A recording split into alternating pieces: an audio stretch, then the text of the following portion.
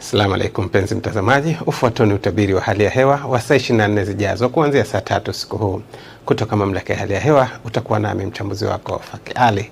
Tuanze utabiri wetu kwa kuangalia matarajio ya hali ya hewa usiku wa leo, ambapo usiku wa leo ni matarajio yetu kuwa maeneo yote ya ukanda wa pwani ya Tanzania yanatarajiwa kuwa na hali ya mawingu kiasi na yenye ukavu kwa jumla. Hali kadhalika hapo kesho, visiwa vya Unguja na Pemba, mkoa wa Tanga, mkoa wa Pwani pamoja na mkoa wa Dar es Salaam, hali kadhalika katika pwani ya kusini kwenye mikoa ya Lindi na Mtwara, hapo kesho tunatarajia kuwa na hali ya mawingu kiasi pamoja na vipindi vya jua.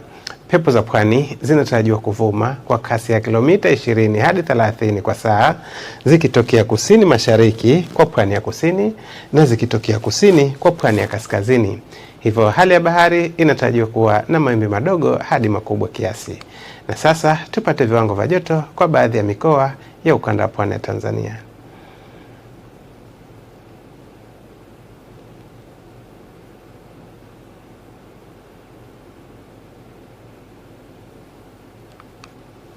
Hadi kufikia hapo, kutoka mamlaka ya hali ya hewa hatuna la ziada. Tunakutakia usiku mwema na utazamaji mzuri wa vipindi vinavyofuata.